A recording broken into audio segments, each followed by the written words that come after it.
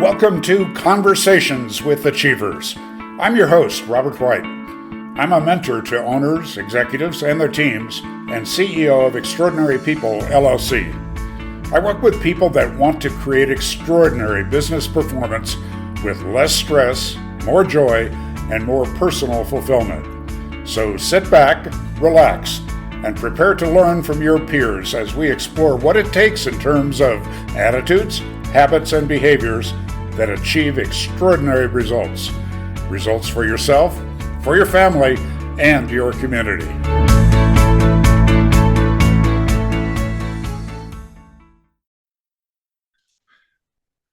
Hello and welcome to Conversations with Achievers. It's always good to be with you, my audience of business people, looking for that little edge that will help us be more successful, have more fun, more peace, more joy, more time in our lives. And today we have a really interesting and fascinating story to tell you via my guest, Richard Blank. Richard, welcome. And why don't you introduce yourself and talk a little bit about your background and how you got to where you are. Well, first, Robert, I can't thank you enough. I love your show, Conversations with Achievers. I gravitated towards it. Next thing you know, I'm sitting here with you today. So I got a lot of great things to share. But I'm originally from Northeast Philadelphia, graduated the proud Abington High School back in the day. And my favorite class was Spanish. So I doubled down on it. I was a Spanish major at the University of Arizona. During college, I interned for Telemundo. Post-grad, worked for the importers of Corona. But Robert, when I was 27 years old, I was given a 1 in a million opportunity to move to Costa Rica for just a couple months, work at my friend's call center.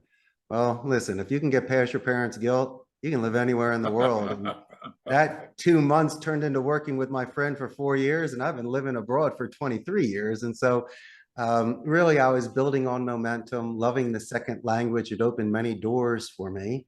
And just by keeping that sort of open mind, I was able to build a life outside the United States.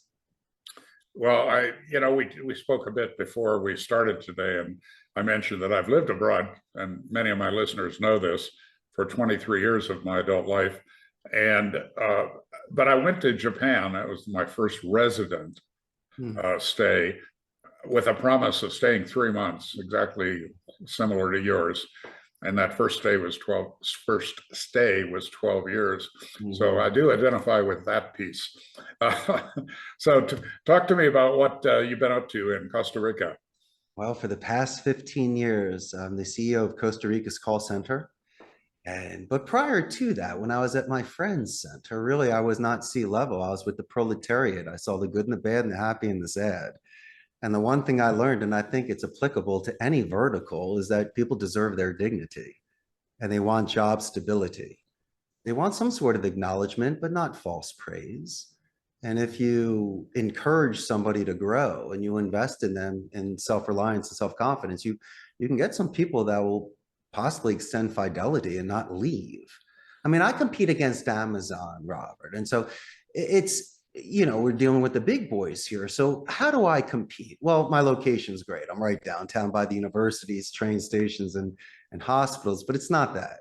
I got the largest pinball and retro arcade game collection here in Central America for my agent. So they got free play to hang out with me to recharge batteries and let off steam, but I also want to know their name and break bread with them. And prior to making a single phone call, we go into the training room after playing some games, of course, to work on soft skills and to address fear, because what they've done by learning a second language is 10 times harder, Robert, than any campaign I'm going to put them on. And so once we can establish balance and everyone can calm down, then I can decompress and get rid of some of the bad habits that they're coming to the center with and focus on other strengths. And I've been able to do this over the course of 2 decades and trained over 10,000 people. But really, to me, my friend, it's paying it forward. You complimented me prior to this podcast saying, I'm a good salesman. I also see myself as an educator. Really, I don't like to force hands. You have to make the final decision to move forward. But I really want to give them something to where they're not compromising ethics, values, and morals. They become more marketable. I can use this delicate English second language to enhance their vocabulary, make it more diplomatic and strategic. So it's You more know, balance. I think our audience would really find some value in having you expand on your interview and that process of bringing people in. It seems to me that it's a bad bargain for many business people. They don't know what to do in interviewing somebody, and then the interviewee comes in believing they need to kind of pull the wool over your eyes or portray themselves as something different than they are. Certainly, you mentioned fears, certainly covering up any fears that they have. So it's a lose-lose situation, I think, for many business people. What do you do to get that barrier to come down and to get an authentic answer from a potential hire? Well, I just see it as an adjustment of mass and energy. It's not a lose-lose for me, because if I'm just going to do a traditional interview and you're going to give me the bells and whistles and 5 minutes worth of rehearsed rhetoric, we're not getting anywhere. I'm going to ask you, Robert, to turn the piece of paper over and give me a couple paragraphs of a coming of age moment. I want to know when you beat up a bully, saved a kitten, or did it twice in one day.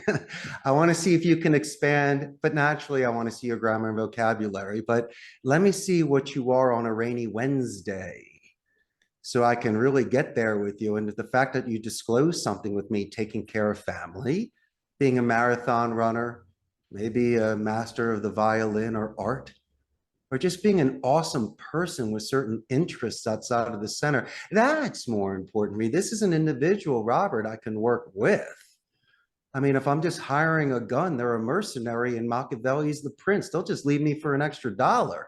I'm looking for somebody that's thinking long term so I can delegate and promote you and give you that sort of self-confidence to come to my office and tell me about a good call or potentially a bad call. And see, when we listen to your phone call through the QA department, you're going to be the one to tell me where you could find areas of focus or improvement, because it's self-analysis and self-study. I've balanced your bike enough, Robert. You should be at the stage right now where maturity and impulse control, you can shed some fat and show me where you could be the most productive. And that's, if you're planning on leading, you need to show me that you can make those sort of adjustments, because you'll be adjusting others. And it's a beautiful growth process, and we do it carefully. So we will bend you. I'm just not going to break you. And so, my good friend, that's how I usually start off these interviews with people. And I also want to know if they like playing the games, because if they're too serious and rigid, then we don't even have recess at this school, and it's not going to be fun hanging out with you either. And so I want you to be cool so you can join the gang. I love it.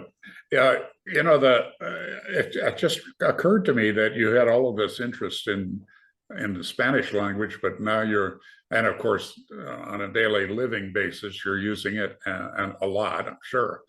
But you're also interviewing, I assume, in English, because you want those people to be really fluent with mainland customers.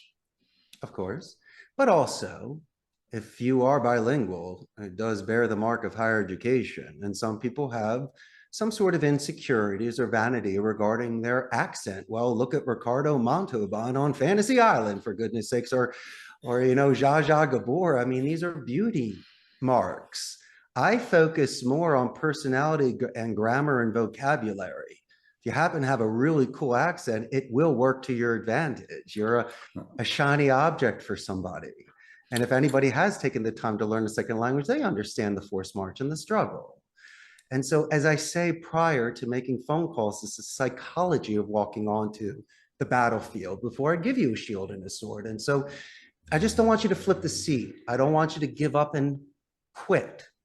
This is a time to show some backbone, and some grit, and to see if you have that sort of fortitude to be able to grow. Because a lot of people today feel delicate, or their egos could be shattered. And since I do compete against Amazon and some large centers, my good man, they could be hired today if they wanted to. And so they have the leverage.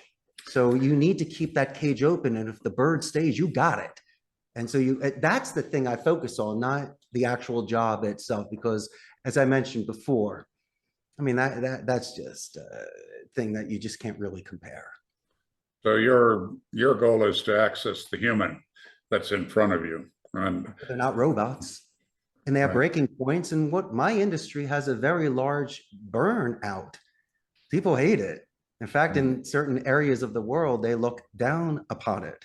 But listen, Robert, look what Hollywood does. They glorify it with The Wolf of Wall Street, Glengarry Glen Ross, Boiler Room, Prime Gig. I'll name you 1,000 movies where you see these glib salesmen slinging stock or real estate. But there's also a ton of people that can retain a client, get an upsell, get a referral, or even tell the supervisors or owners of a company through an exit interview of a very long-term loyal client things we could do to improve ourselves. And so most people today, Robert, are working with omni-channel non-voice support. They like the chat, the emails, and things like that.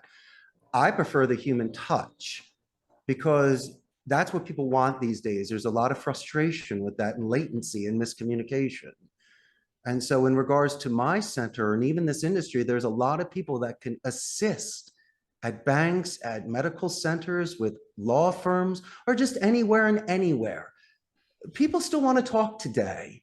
As much as texting is important, when it's really when it's the big thing, a code red, you really want to talk with someone. And so I want that human being. we're always That's pressing zero, you know? yeah, that's a good way to say it. I think that we can all identify with that. Richard, in building your business, and something we try to do in each of our programs is to ask our guests, first of all, has there been a wreck or two, and how did you recover from it? And then following that, what have you learned about running your business that you think would be of value to our audience? The only wreck or two that I had was blind faith.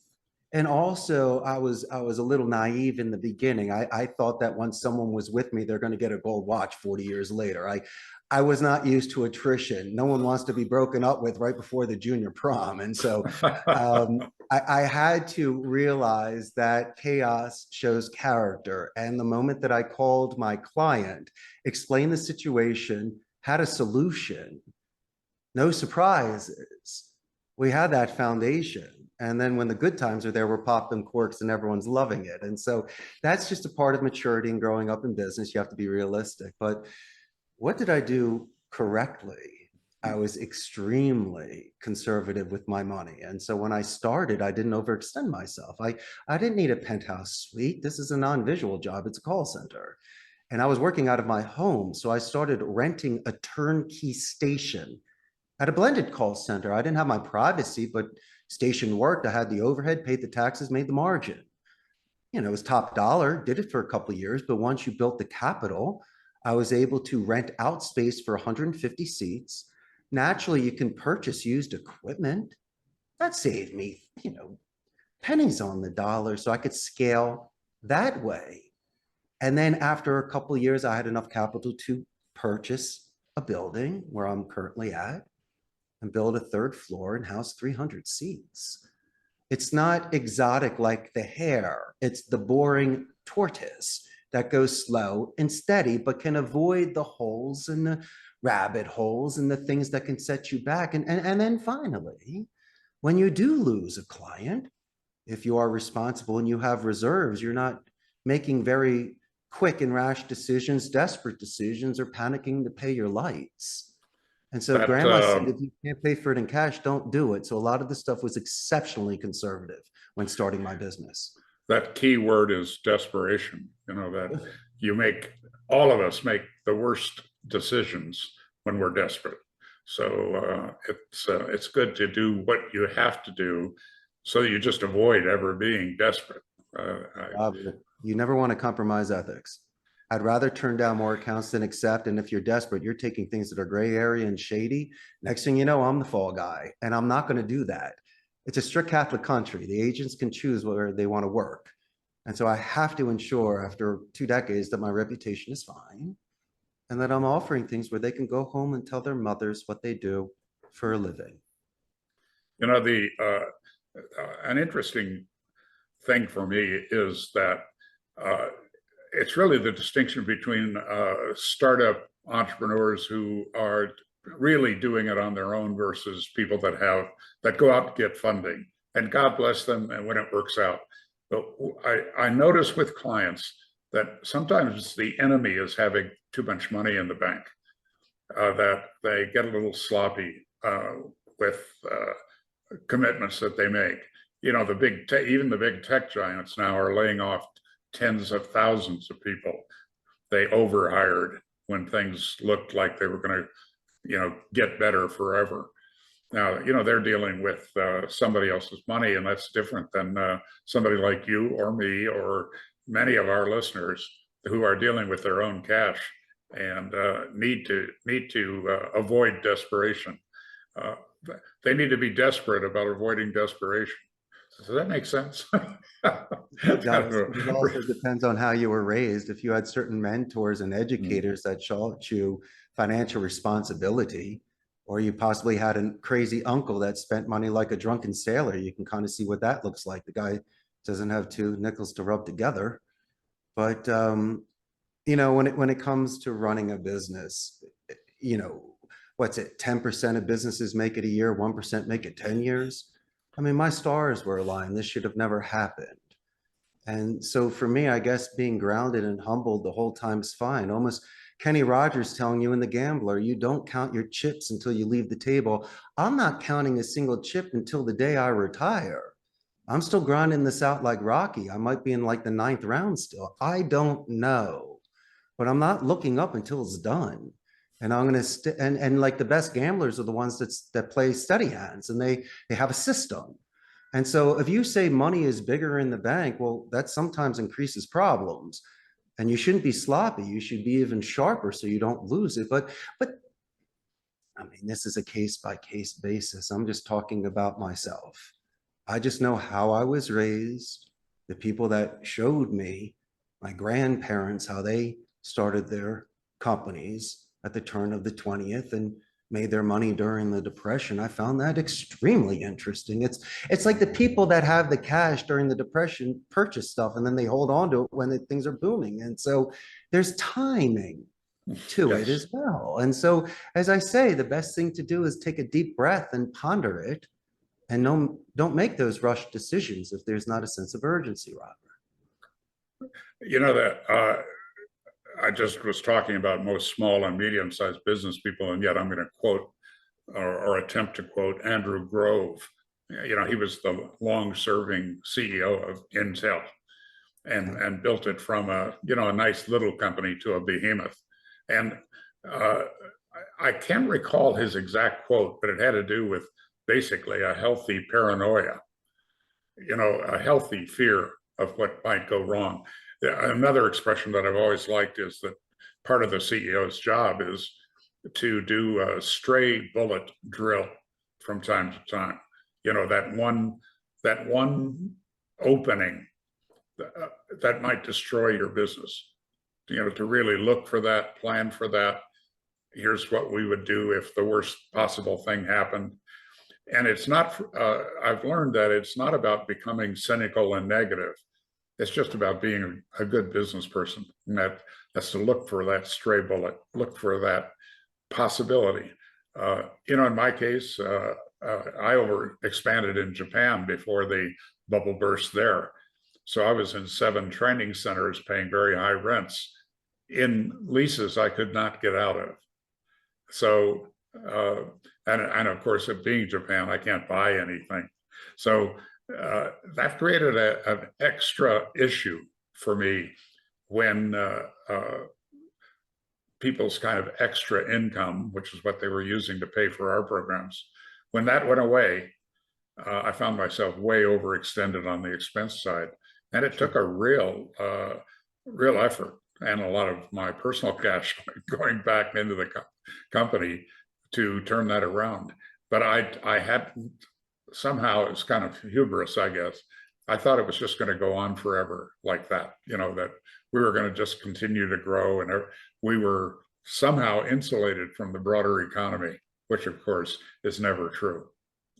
Exactly. Let me share a good case example for you on prevention versus cure. And it's not being a devil's advocate, but let me explain in business what we do. That's why planes have parachutes.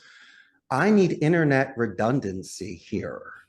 So I have multiple internet companies coming in case there's a problem or one goes down. That's a preventative measure.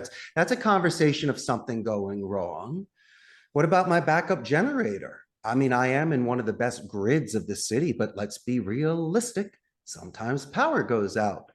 So once again, I have a backup generator to ensure that we don't go down. And then what about immediate on-site IT support? I have to have a chief technical officer and assistants because if something happens to a CPU, a headset, or just anything, you need somebody there. And so I don't mind talking about that. I don't mind making big piles into smaller piles, or if you want to rake the leaves, I'll do that too. I'll talk about it any way you want. But to me, I'll also do one final thing, and I love when kings would ask his kingdom questions. I will listen to everybody here. I'll listen to everything because they're going to see things that I don't see. They're the eyes and the ears. And if they're comfortable enough to assist me in uncovering ways to enhance their work, so A, they make more money, B, the campaign is stable, client adds more seats, everybody wins. And so I like that stuff. It's not a negative Nancy or a Debbie Downer. These are people that are literally checking everything on their ship so they can make it. And that's what captains do. Is it the tough job? No, it's the responsible, guaranteed job. Who am I guaranteed? I'm a 100%. I'll be here on Saturday if I have to. 2 a.m. Sunday, no problem. I mean, it's just, I'm in this to win this. And you might need to be selfish and make other sort of sacrifices if this is what you want. Yep. But you have to understand you need to fulfill with certain things in order to run a business. I think we could do another hour just on that. Richard, it's been wonderful to have you with us. I have one personal question, then I want to give you some space just to tell people, you can tell people how to get in touch with you. I noticed the Wurlitzer, of course, in your background. Is it operative? I mean, can you push B17 and get some doo-wop? It is, but actually the Wurlitzer is downstairs. She's a beautiful 1961 Rocola Regis. And then there's my private candy stash. I own 13 pinball machines, 6 jukeboxes. One man trash is another man's treasure. And I love out and seeing the beautiful craftsmanship and the marquees and the play fields. And so, yes, my good friend. But here's the bad part.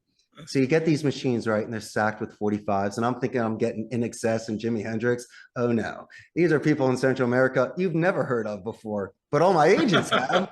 I'm giving them out as prizes to everybody. I didn't take any of them. Unfortunately, I knew nobody. It's not like La Bamba. I mean, these are songs you just never heard of before. And so I've never really landed a Led Zeppelin cachet, but I'm waiting for my day. Your time will come, my friend. If people want to reach you or connect up with you, how do they do that?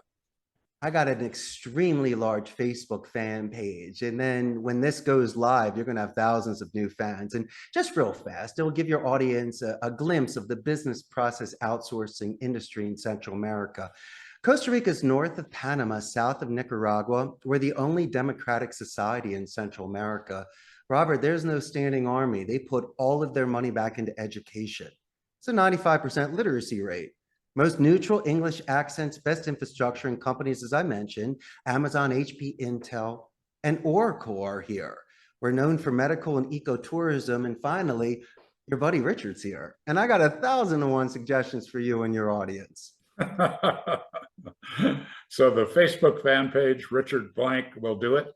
At Costa Rica's call center, we got about 113,000 at the moment. Wow, that's cool. Richard, I want to come and meet you personally, and that's just another thing on my bucket list. You know, I've got all these kids that have done all these amazing things in their lives that I haven't done.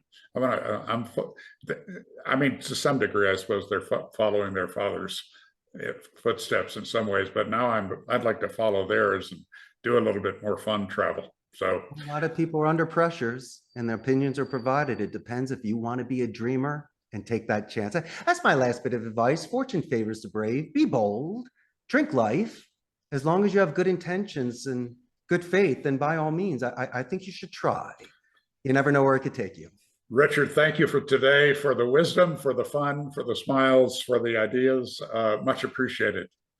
Pleasure's mine, Robert. Thank you so much. All the best.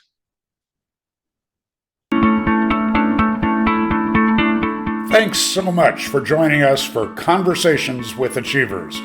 If you or someone you know would make a good guest for this weekly show, the details are at therobertwhite.com and click on podcasts. I'm looking for businessmen and women with a story to tell, stories that might benefit other owners and executives. If you got some value from this program, I'd really appreciate you sharing about it on social media and just mention www.therobertwhite.com. Of course, subscribing means you won't miss a show, and rating the podcast positively will leave Robert smiling. I'm building a movement here for leaders who want to succeed in business, succeed with their families, have fun, and contribute toward making the world a better place. It's special to me that you chose to listen. I look forward to connecting again next week. Remember, reach out to me anytime with any questions or concerns at therobertwhite.com. Bye for now.